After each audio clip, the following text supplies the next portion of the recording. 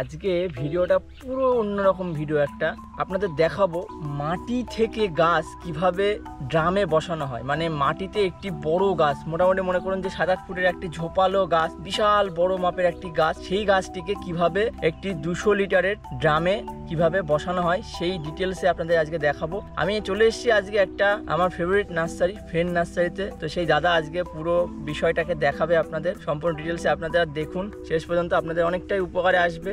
নমস্কার বন্ধুরা, soil friend YouTube চ্যানেলে আপনাদের সকলকে স্বাগত জানিয়ে আজকের এই ভিডিওটা শুরু করা যায়। দাদা আবার আসলাম, কেমন আছে বলো? হ্যাঁ ভালো আছি।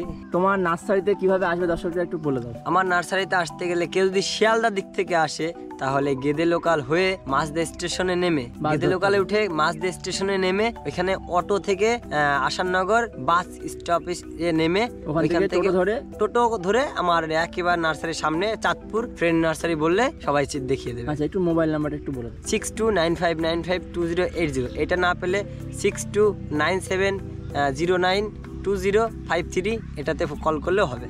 আচ্ছা দাদা, আজকে আমরা মূলত কি দেখবো তুমি একটু বলে দাও দর্শকদের। সবাইকে দেখানো হবে মাটি থেকে, মানে অনেক বড় গাছ কিভাবে তুলে আমরা ড্রামে দেব, ড্রামে কিভাবে বসাবো সেটা হবে এই ভিডিওতে। পদ্ধতি দেখানো হবে, সম্পূর্ণ পদ্ধতি। এই থেকে যত আমার এই দাদা বিক্রম দা সয়েল ফ্রেন্ডে সমস্ত কিছু কিভাবে তৈরি করছি, কিভাবে কি করছি, সমস্ত কিছু দেখানো হবে তোমাদের এই চ্যানেল থেকে। আচ্ছা সবার আগে আপনাদের একটু দেখাই। দেখুন এখানে কিন্তু দাদার এখানে চায়না কমলার পুরো ফল ধরা গাছ এখানে রয়েছে।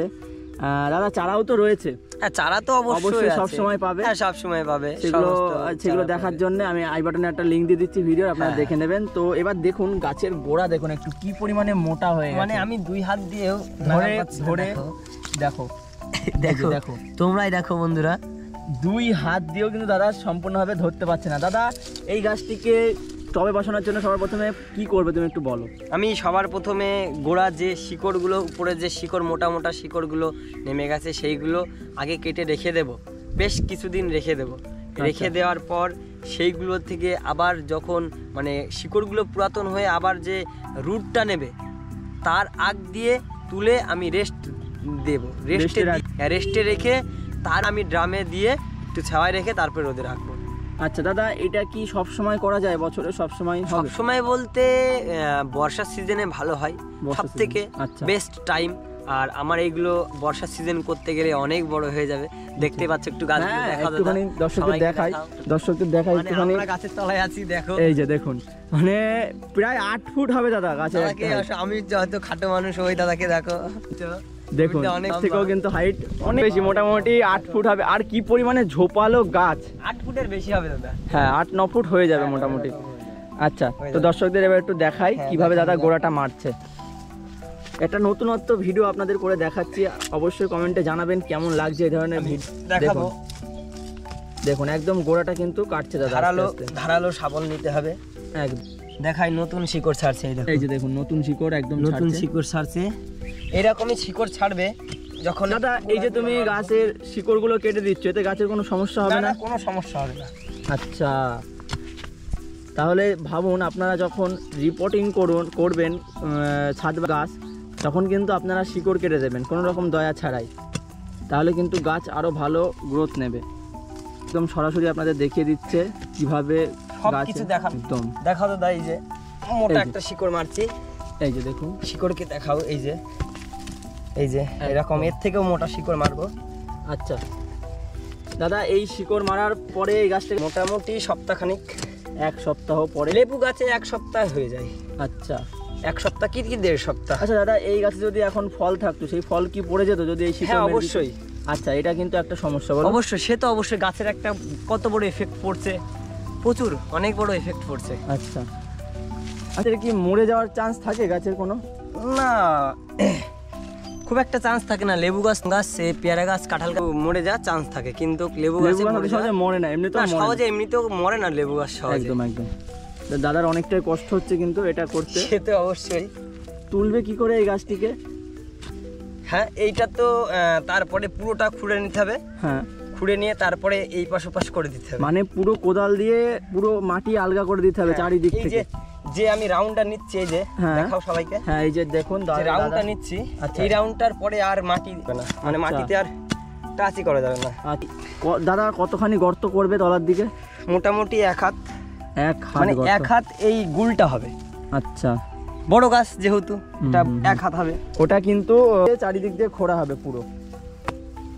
তো সেই দিনকে যে গাছটি তোলা হয়েছিল আজ 20 দিন পরে ঠিক এমন অবস্থায় আছে গাছটি। দেখুন, আলাদাভাবে কি কোনো পরিচর্যা করা হয়েছে এই গাছে? পরিচর্যা করতে এতে কোনো জল শর্ট করা যাবে না, একদম ছায়া জায়গায় গাছটিকে স্ট্রেট করে রাখতে হবে এবং গোড়ায় ভালো করে মানে জঙ্গল এই বিচুলি দিয়ে ঢেকে রাখতে হবে যাতে গুলে কোনো রকম জল শর্ট না হয়।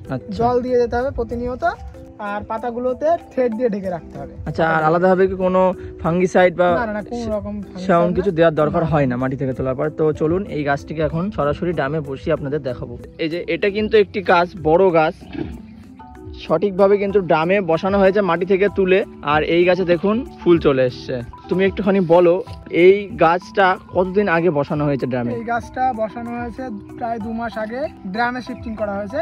আচ্ছা, এর আগে মাটি থেকে তোলা হয়েছে, মাটি থেকে তুলে 15 দিন পর্যন্ত রেস্ট খেয়েছে, তারপরে এই ড্রামে দেওয়া হয়েছে। আচ্ছা, তো ড্রামে দেওয়ার 2 মাস পরে কিন্তু গাছে ফুল চলে এসছে, মানে আশা করা যায় সামনের সিজনে বলতে ফেব্রুয়ারি মাসে একদম ফুলে গাছ ভর্তি ফুল এবং ফল আশা করছি দর্শকদের দেখাতে পারবো। একদম আমার ভিডিওর মাধ্যমে আশা করছি দেখাতে পারবো খুব তাড়াতাড়ি। তো তার জন্য কিন্তু চ্যানেলটিকে সাবস্ক্রাইব করে রাখুন আপনারা। দাদা এই চারা তো রাখছোই তোমরা? হ্যাঁ অবশ্যই, চায়না কমলা এটা, তাই তো? আচ্ছা, তো রামলঙ্গন ভ্যারাইটি মিষ্টি হয়, খুবই ভালো। তো এখানে দেখুন অলরেডি প্রচুর কিন্তু গাছ দাদাদের এখানে রেডি হয়েছে ড্রামে। অলরেডি 2 পাশে কিন্তু প্রচুর পরিমাণে গাছ রেডি হয়েছে। দাদা এগুলো কি বিক্রি করা যাবে? এগুলো যদি কেউ নিতে চায়, আচ্ছা তোমার সাথে যোগাযোগ করতে পারে। নাম্বারটা একবার বলে দাও দর্শকদের। আমার নাম্বার হলো 62 97 09 20 53। বাড়ি জাস্ট নিয়ে গিয়ে বসিয়ে রাখবেন, গাছে ফল ধরে থাকবে, একদম ফল ধরা অবস্থায় কেউ নিতে পারবে। আচ্ছা, আচ্ছা, গাছের হাইট গুলো যদি আপনাদের বলি মোটামুটি 10-12 ফুট তো হামেশাই হবে। এই ড্রামগুলো তোমরা কোথা থেকে সংগ্রহ করেছো? এই ড্রামগুলো যেখান থেকে প্ল্যান্ট মানে যেখান থেকে রাস্তার কাজ বাজ হয় সেইখানে হয় সেই ড্রাম এগুলো। আচ্ছা, একটা গাছ মাটি থেকে যখন বড় একটা গাছ তোলা হয়, তোলার পরে 15 দিন তো রেখে দেওয়া হলো।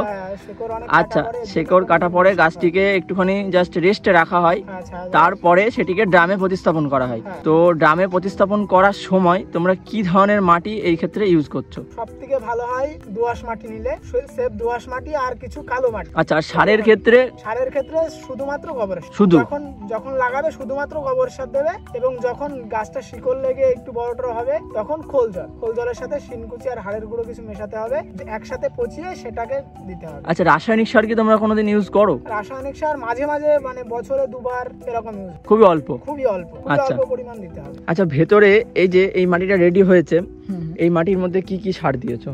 এই মাটির মধ্যে শুধুমাত্র গোবরের সার আর মাটি দেওয়া আছে, দোআঁশ মাটি। আপনারা যে ভাবেন যে এক একটা গাছ লাগাতে গেলে প্রচুর পরিমাণে সার দিতে হয়, হাড় গুঁড়ো, শিংকুচি, সরিষার খোল, সেরকম কিন্তু কোনো বিষয় না। নর্মাল মাটিতে গাছ দিলেও গাছ কিন্তু সার্ভাইভ করে, এবং আমার মতে নর্মাল মাটিতে গাছ দিলে তাড়াতাড়ি বাড়ে গাছ। কিছুদিন পরে লেগে যাওয়ার পরে মাটিতে শিকড়টা দেওয়ার পরে যখন গাছটা দুটো একটা পাতা ছাড়বে তখন সার দিলে আমার মনে হয় গাছ সঠিকভাবে গ্রহণ করতে পারবে। একদমই ঠিক। এত ভারী গাছ 2 জন দাদাই কিন্তু ধরে গাছটিকে তুলছে, মানে আপনারা বুঝতেই পারছেন যে কি পরিমাণে বড় গাছ। এই গাছে কি পরিমাণে যে এই সিজনে ফল আসবে আপনাদের অবশ্যই দেখাবো। আর ভ্যারাইটিটার নাম হলো চায়না কমলা রামলঙ্গন ভ্যারাইটি। এই গাছটাতে ফল ছিল এরকম, দেখেছি আমি অলরেডি। এই যে দেখুন একদম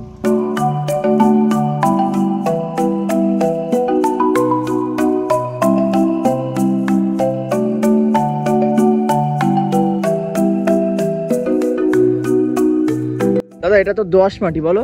হ্যাঁ হ্যাঁ, একদম দোআঁশ, একদম নরমাল মাটি, এতে তো কোনো সারটার কিছু মেশানো নেই? না কিছু মেশানো নেই, একেবারে নরমাল মাটি। দেখুন এই মাটি কিন্তু এখন ওই গাছের গোড়ায় দেওয়া হবে। আপনারা অনেকেই প্রশ্ন করেন যে গাছ লাগানোর সময় কি খুব বেশি পরিমাণে সার দিতে হয়? দেখছেন নার্সারিতে আসলে কিভাবে গাছ রেডি করা হয়। একদম নরমাল মাটি, এই মাটি কিন্তু এখন দিয়ে দেওয়া হবে।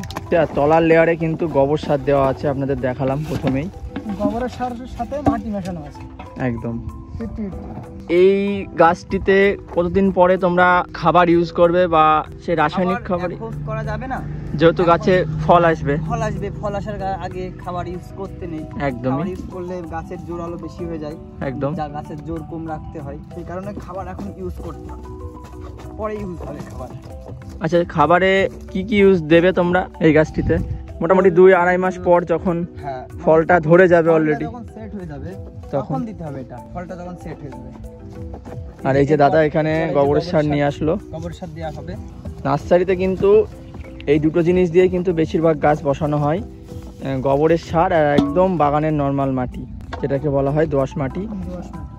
আর লেবু গাছের পরিচর্যা নিয়ে তো আমার চ্যানেলে অনেকগুলো ভিডিও দেওয়া আছে, আমি আই বাটনে লিঙ্ক দিয়ে দিচ্ছি, সেগুলো আপনারা দেখে নিতে পারেন। আজকের এই ভিডিওটাতে আপনাদের দেখালাম সম্পূর্ণ ডিটেলসে যে একটা নার্সারিতে মাটি থেকে একটি 10-12 ফুটের চারা মানে বড় গাছ কিভাবে তুলে হাফ ড্রামে বসানো হয়।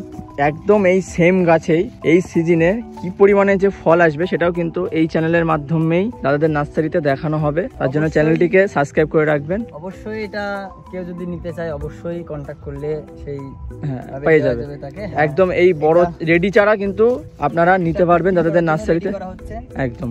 আজকের এই ভিডিওটা একটু অন্যরকম দেখালাম, এই ধরনের ভিডিও আমি আগে কোনোদিন করিনি। দাদাদের নার্সারিতে একদম আপনাদের দেখালাম যে একটা বড় গাছ, যে গাছটি মাটিতে থাকে সেই গাছটি মাটি থেকে তুলে কীভাবে হাফ ড্রামে বসানো হয় সম্পূর্ণ পদ্ধতিটা দেখানোর চেষ্টা করলাম। আশা করছি আপনারা অনেকটা কিছু জানতে পারলেন আমার ভিডিওর মাধ্যমে। এই ধরনের আরও গাছ সম্পর্কে ইনফরমেটিভ ভিডিও দেখতে হলে আমার চ্যানেলটিকে এখনই সাবস্ক্রাইব করে দিন। দেখা হচ্ছে জলদি নেক্সট কোনো ভিডিওতে, ততক্ষণ সবাই সুস্থ থাকবেন, নমস্কার।